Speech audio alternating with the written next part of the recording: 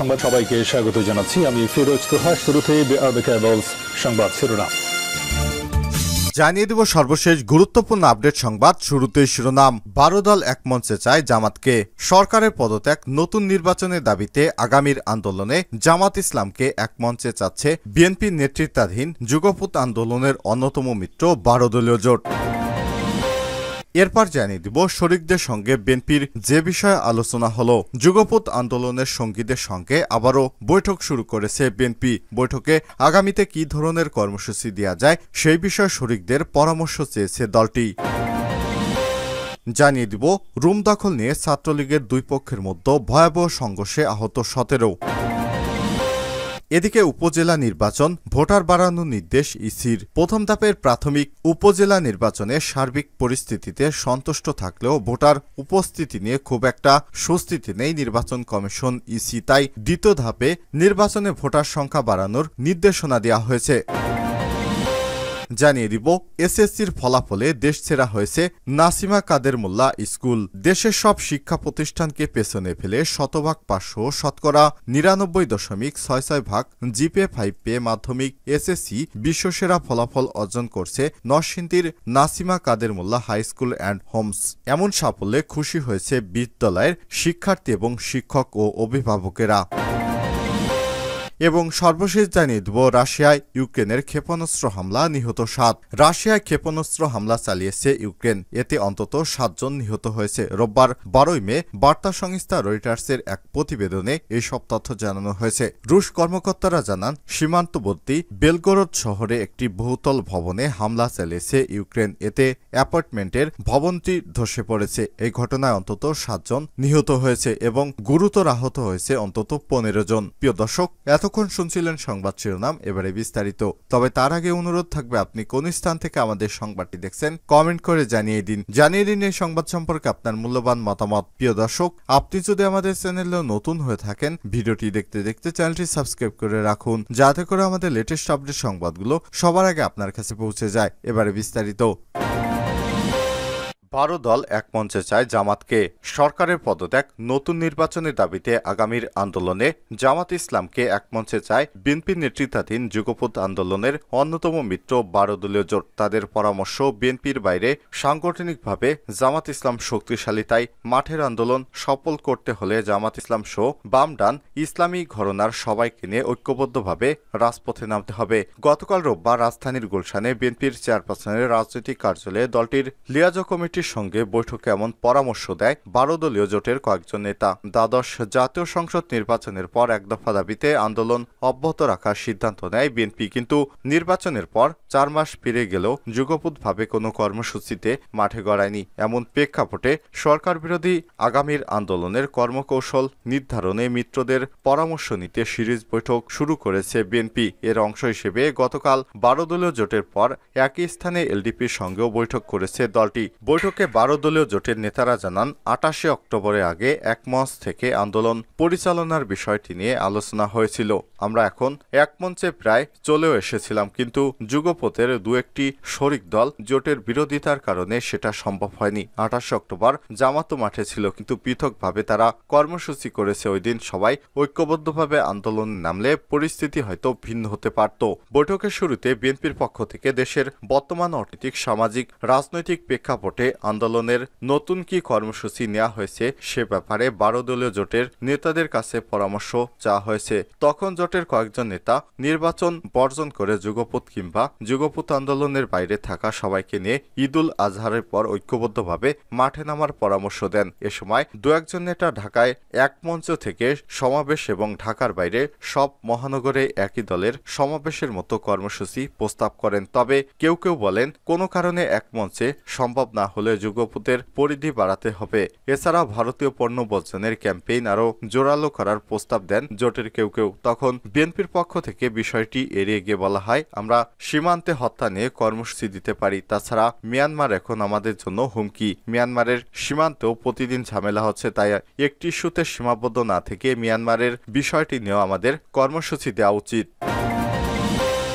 শরিকদের সঙ্গে বিএনপির যে বিষয়ে আলোচনা হলো, যুগপৎ আন্দোলনের সঙ্গীদের সঙ্গে আবারও বৈঠক শুরু করেছে বিএনপি। বৈঠকে আগামীতে কী ধরনের কর্মসূচি দেওয়া যায় সেই বিষয়ে শরিকদের পরামর্শ চেয়েছে দলটি।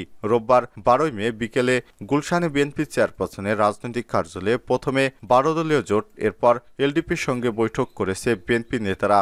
বিএনপির মিডিয়া সেলের সদস্য সাইরুল কবির খান এই সত্যতা নিশ্চিত করেছেন। প্রথমে 12 দলীয় জোটের সঙ্গে বৈঠক করে বিএনপির লিয়াজো কমিটির সদস্যরা, এরপর যুগপৎ আন্দোলনের শরিক দল এলডিপি নেতাদের সঙ্গে বৈঠক করেছেন তারা। বৈঠকে অংশ নেওয়া নেতারা বলছেন, আগামীতে কি ধরনের কি বিষয় কর্মসূচি দেওয়া যায় সেই পরামর্শ চেয়েছে বিএনপির লিয়াজো কমিটি। আমরা নিত্যপণ্যের ক্রমাগত ঊর্ধ্বগতি, ভঙ্গুর অর্থনৈতিক অবস্থা সহ নানা দাবিতে কর্মসূচি দেওয়ার প্রস্তাবনা করছি। বৈঠকে বিএনপির লিয়াজো কমিটির সদস্য নজরুল ইসলাম খান বলেন, সেলিমা রহমান এবং শাহজাহান ওমর উপস্থিত ছিলেন। 12 দলীয় জোটের পক্ষে উপস্থিত ছিলেন মোস্তফা জামাল হায়দার, সাদাত হোসেন সেলিম, সৈয়দ এহসানুল হুদা, মুফতি গোলাম মহিউদ্দিন ইকরাম। বৈঠকের বিষয়ে জানতে চাইলে বাংলাদেশ জাতীয় দলের চেয়ারম্যান সৈয়দ এহসানুল হুদা বলেন, নির্বাচনের পর আমাদের সঙ্গে বিএনপির এটাই প্রথম বৈঠক। সেখানে দেশের বর্তমান অর্থনৈতিক, রাজনৈতিক এবং সামাজিক সংকট নিয়ে কথা হয়েছে। এসব বিষয়ে আগামী দিনের কর্মসূচি নিয়ে আলোচনা হয়েছে। রুম দখল নিয়ে ছাত্রলীগের দুই পক্ষের সংঘর্ষ, আহত 17। সিলেট কৃষি বিশ্ববিদ্যালয় সিকিবি রুম দখল নিয়ে ছাত্রলীগের দুই পক্ষের মধ্যে সংঘর্ষের ঘটনা ঘটেছে। এই ঘটনায় আহত হয়েছে অন্তত 17 জন। রোববার 12 মে বিকেল 5টার দিকে বিশ্ববিদ্যালয়ের আব্দুস সামাদ আজাদ হলে এই সংঘর্ষের ঘটনা ঘটে। জানা গেছে, সিকিবির আজাদ হলে 507 নম্বর রুম দীর্ঘদিন ধরে ফাঁকা পড়েছিল। পরে হল থেকে রুম বরাদ্দের পার কয়েকজন ছাত্রকে রুমে তুলে দেয় ছাত্রলীগের সভাপতি পক্ষের রিয়াজুল ইসলাম রিয়াদ গ্রুপের নেতাকর্মীরা। তবে সাংগঠনিক সম্পাদক আরমান হোসেন গ্রুপের নেতাকর্মীরা এটা নিয়ে রুম বলে দাবি করছে তারা। এ নিয়ে কথাকাটির এক পর্যায়ে দুই পক্ষের সংঘর্ষ বাধে। পরে সমাধানের জন্য ছাত্র পরামর্শ প্রক্টর ছাত্রলীগের সঙ্গে বসলে কথা কাটাকাটির জেরে দ্বিতীয় দফায় আবারও সংঘর্ষ বাধে। সংঘর্ষকে কেন্দ্র করে মাঠে অবস্থান করে দুই পক্ষ। সিকিবির চিফ মেডিকেল অফিসার ডাক্তার অসীম রঞ্জন রায় কালবেলাকে বলেছেন, দুই দফা সংঘর্ষে 17 জন আহত হয়েছে। এর মধ্যে 2 জন ওসমানী মেডিকেল কলেজ হাসপাতালে পাঠানো হয়েছে। আব্দুল সামাদ আজাদ বলেন, প্রভোস্ট অধ্যাপক মীর মোহাম্মদ ইকবাল হাসান বলেন, ক্যাম্পাসে একটি রুমকে নিয়ে দুই পক্ষের সংঘর্ষ হয়। এতে কয়েকজন ছাত্র আহত হয়েছে। আমরা আহতদের দেখতে গিয়েছিলাম আর ওই রুম তালা মেরে রেখেছি। ছাত্রলীগের নেতাকর্মীরা নিজেরা বসা নিয়ে বিষয়টি সমাধান করবে বলেও জানিয়েছে। এ বিষয়ে জানতে সিকিবি ছাত্রলীগের সভাপতি আশিকুর রহমান, সাধারণ সম্পাদক এমদাদুল হোসেনকে মুঠোফোনে যোগাযোগ করার চেষ্টা করা হলে তারা কল রিসিভ করেনি। সিকিবির প্রক্টর অধ্যাপক ডক্টর সাদউদ্দিন মাহফুজ কালবেলাকে বলেছেন, শিক্ষার্থীদের মধ্যে আব্দুস সামাদ আজাদ হলের একটি রুম নিয়ে ছাত্রলীগের দুই গ্রুপের মধ্যে ঝামেলা হয়েছে। কয়েকজন শিক্ষার্থী আহত হয়েছে। আমরা সকলের সহযোগিতার পরিস্থিতি নিয়ন্ত্রণে আনার চেষ্টা করছি। এখন পরিস্থিতি স্বাভাবিক হয়েছে। কারা এ ঝামেলায় জড়িত খতিয়ে দেখা হচ্ছে। কোনো সমস্যা হলে প্রশাসন থেকে যথাযথ পদক্ষেপ নেওয়া হবে। সিলেট শাহপরান শাখার এসি শাহজাহান ভুঁইয়া বলেন, একটি রুম নিয়ে ছাত্রদলের সংঘর্ষের ঘটনা ঘটে। পুলিশ এখন ক্যাম্পাসের আশেপাশে অবস্থান করছে। উপজেলা নির্বাচনে ভোটার বাড়ানোর নির্দেশ ইসির। প্রথম ধাপের উপজেলা নির্বাচনে ভোটার উপস্থিতি সন্তুষ্ট থাকলেও ভোটার উপস্থিতি নিয়ে স্বস্তিতে নেই নির্বাচন কমিশন ইসি। জাতীয় নির্বাচনের পর এবার উপজেলা নির্বাচনে রেকর্ড সংখ্যক কম ভোটার উপস্থিতি নিয়ে বেশ চিন্তিত কমিশন। এমন প্রেক্ষাপটে ভোটারের ব্যাপারে দিন দিন মানুষের এমন অনাগ্রহের কারণ খুঁজতে পরবর্তী ধাপের নির্বাচনে ভোটার উপস্থিতি বাড়ানোর নির্দেশনা দিয়েছে নির্বাচন কমিশন ইসি সূত্র এই সপ্তাহ তথ্য থেকে জানা গেছে।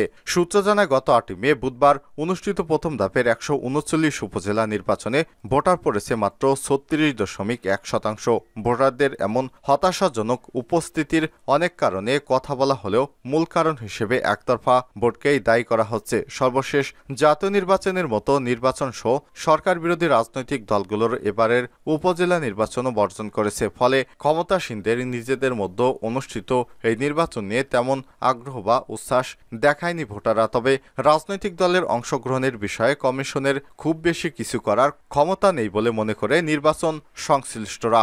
সংবিধান আইনি বাধ্যবাধকতা মেনেই প্রতিটি নির্বাচন যথাসময়ে আয়োজন করছে কমিশন। এরপরও উপজেলা নির্বাচনে সর্বনিম্ন ভোটার হার নিয়ে বেশ অস্বস্তিতে রয়েছে নির্বাচন কমিশন। সেজন্য পরবর্তী ধাপগুলোয় তা যতটা সম্ভব কাটিয়ে ওঠার চেষ্টা করা হচ্ছে কমিশনের তরফ থেকে। এ ব্যাপারে নির্বাচন কমিশন রাশিদা সুলতানা শনিবার খুলনায় এক মতবিনিময় সভায় বলেছেন, কিছু বিচ্ছিন্ন ঘটনা ছাড়া প্রথম ধাপের উপজেলা নির্বাচন সুষ্ঠু হয়েছে। এতে নির্বাচন কমিশন সন্তুষ্ট। তবে প্রথম ধাপের চেয়ে পরবর্তী ধাপের নির্বাচনগুলোতে ভোটার উপস্থিতি বাড়াতে কাজ করছে কমিশন।